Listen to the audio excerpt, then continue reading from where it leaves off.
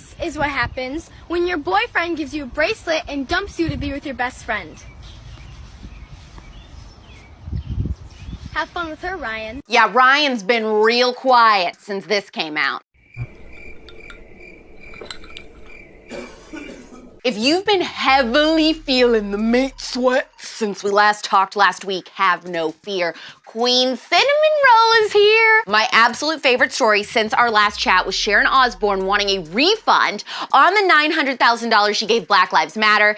Kim Kardashian has a new true crime podcast on Spotify where she claims that the people who are on death row are innocent. Ish is about to hit the fan for her because the victims of these monsters are speaking out about her lack of research. There are 2 celebrity memoirs that I have begged you to read since you've known me. One of them is getting a scripted pilot based on the book, and it's Wednesday, so we get to do our brand new segment, What's Good Wednesday, where I tell you an uplifting news story that you probably haven't heard. I'm AlexClark, and this is POPlitics.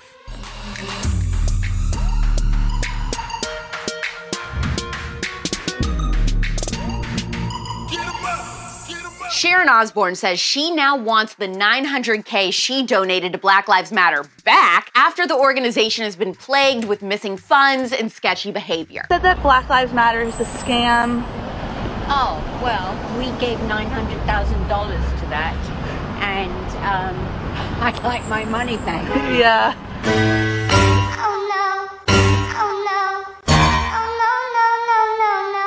Intelligent people said this from the start. You should feel completely vindicated if you were one of many that said Black Lives Matter Inc. was a scam, but were called racist for doing so. Total exoneration, complete vindication. The best part is, it makes liberal Hollywood celebrities look so utterly stupid. Who gives $900,000 to a charity you know nothing about? No refunds. How many times did BLM defend the burning of black neighborhoods during the Summer of Love? Now those same communities are worse off than they were before and remain completely impoverished. $80 million raised. And where is it? Even Breonna Taylor's mom said she hadn't seen a dime since they fundraised off her daughter. Breonna Taylor's mother spoke out and actually said, I have never personally dealt with Black Lives Matter, Louisville, and personally have found them to be frauds, I think she meant. Attica Scott is another fraud, okay? She then says, I could walk in a room full of people who claim to be here for Breonna's family who don't even know who I am. I've watched y'all raise money on behalf of Breonna's family who has never done a damn thing for us, nor have we needed it or asked. So talk about fraud. 5 mansions were bought, but the black community has nothing to show for it. BLM was always a get-rich-quick scheme for the Marxists that run it, and they laughed all the way to the bank while your family-owned business burned to a crisp, and they spent the money on new homes and strippers. Think I'm kidding? Candace Owens and the Daily Wire expose it all in their brand new documentary out today called The Greatest Lie Ever Sold. Download the Daily Wire app on your device or Apple TV. Black Lives Matter released their 990 IRS filings. They collected $80 million. Where is that money? It's not here. Everything looks worse than it was. Where have you seen that money impacted throughout the city? So my producer just sent me a link.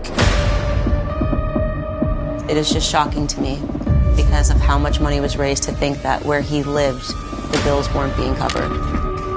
Super frustrating, but that's a dead end, so. And here's where it gets really interesting. Ready for some BLM pride? Another $200K went to escorts, BDSM workers, strippers, peep show workers, phone sex operators, and webcam performers. And then at that moment, it became personal. And I thought, not only am I going to say the truth, I am going to scream the truth louder than you can scream the lies.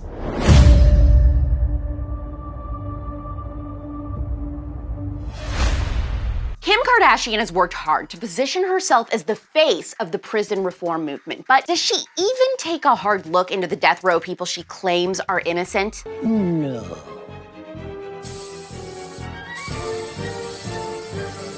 No.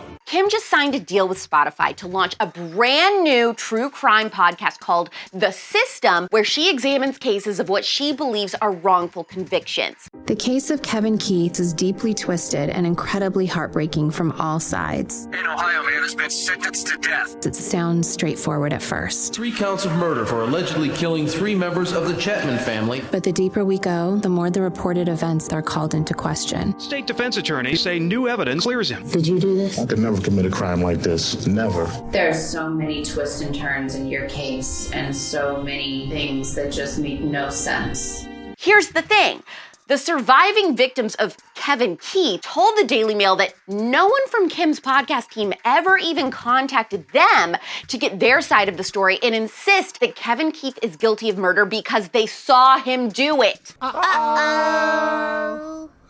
According to the Daily Mail, in 1994, Kevin Keith was convicted of murdering his ex-girlfriend, Marichelle Chapman, her daughter, Marche, and her aunt, Linda Chapman. Meanwhile, Kim Kardashian says he is innocent, was never given a fair trial, and should be freed. Juanita and Quentin Reeves, age 6 and 4 at the time, were also shot, but they survived. Quentin Reeves was a small child when the crime took place and survived the traumatic situation after he was shot. Now, he's 33 and is claiming Keith is the killer and that he saw him with his own eyes. He's also alleging that Kim Kardashian never bothered to contact him or his sister and that she just wants to make herself look good without checking the facts. He says she did not contact us, not one time. Why aren't they contacting the victims? I don't care what Kim Kardashian says. He did it, and he's not getting out. Now her podcast producers are denying these claims and insist they did make contact with Quentin and his sibling Juanita, so it's up to you who to believe. All I know is Kim advocated for the release of Rodney Reed, a pedophile and rapist whose semen and saliva were found all over the corpse of the teenager that he raped and murdered. I think if Kim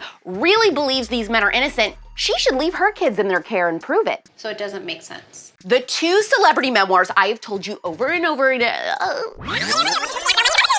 The 2 celebrity memoirs that I have told you over and over are must-reads are I'm Glad My Mom Died by Jeanette McCurdy and Open Book by Jessica Simpson. One of those is being adapted into a show. Any guesses? It's like a song, and just like that, all my walls come down. According to Deadline, Jessica Simpson's Open Book is getting a half-hour scripted pilot inspired by the best-selling memoir. That means it will be a totally fictional story based loosely on Jessica Simpson's story. John Stamos is playing the male lead in the pilot, and Caitlin Tarver is playing the female lead. If the show gets picked up, they'll stay in their roles. I had a record deal since I was 14 years old. Always living in hotels. People always cleaned up after me. Maids come in and make the bed, and so I didn't really have to this upkeep thing. So I think that's been the biggest adjustment. Deadline describes the show as a music-soaked coming-of-age story that follows pop star Sadie Sparrow's rise from ingenue to mogul. Sadie ultimately comes to embrace herself and the fact that her heart inevitably wants what it wants at every stage of life. Kind of a Selena reference there, is it not?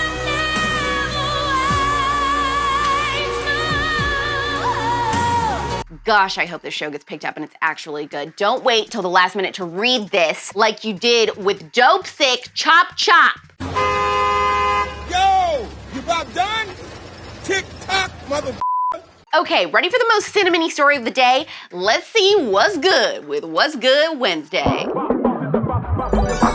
What's good? Indianapolis mom and hairdresser Sarah Pulley knows the toll having a baby in the NICU can take on a mom after she spent 4 months in multiple Indianapolis neonatal units with her daughter 4 years ago. So when she heard that the Ronald McDonald House wanted to come up with some unique experiences to offer families who frequent Riley's Children's Hospital there in Indiana, Sarah decided to lead the initiative and open a beauty bar a few weeks ago on the 3rd floor of the Ronald McDonald Family Room maternity tower at Riley. According to the Today Show, inside the space, parents can relax in a hydro massage chair, doze in a nap pod, and snack on fruit and granola bars. Pulley also goes out of her way to pamper and style postpartum moms and sleep-deprived dads at no charge. She says we shampoo, blow dry, and give scalp massages on the 2nd Wednesday of each month. And that's what's good this Wednesday. I'm halfway finished with The Luckiest Girl Alive on Netflix. I love Mila Kunis, and it's based on the best-selling thriller novel of the same name, so I'm very into that. that, I've gotten decently into Tell Me Lies on Hulu. Still not the best, but also not the worst. And my crippling anxiety calmed down a little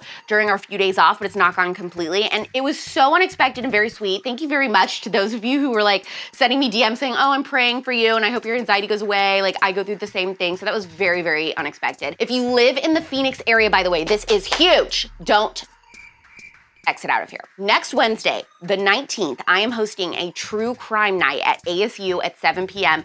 It's a Halloween sleepover themed PJ party, and I am preparing some of the scariest and craziest true crime stories that I know that I've never shared before. You don't have to be a student to come. It is totally free, but you do need to RSVP. Just follow Turning Point ASU for info on Instagram, and hopefully I'll see you there. It's gonna be such a fun and unique event. Like, it's nothing I've ever done before. And if you're following Turning Point ASU or check them out, they should have info on how to live stream the event also if you don't live locally. If you're glad that we're back, please heart and thumbs up this episode. How does that show based on Jessica Simpson's memoir sound to you? Smash or pass? And are you a fan of criminal justice reform, or do you think it's a wolf in sheep's clothing? Kind of like a conservative political hot take there.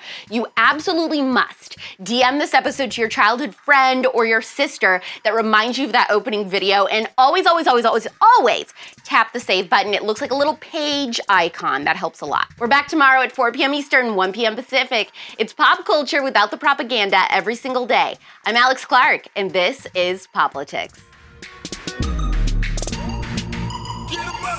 Clearly, POPlitics is best served visually, but you can also listen to POPlitics if you just want the audio. Subscribe to us anywhere you get your podcasts: Apple, Spotify, iHeart, TuneIn, and more. Also, make sure that if you are listening to the podcast version, you leave us a 5-star review. And don't forget, subscribe to POPlitics on YouTube.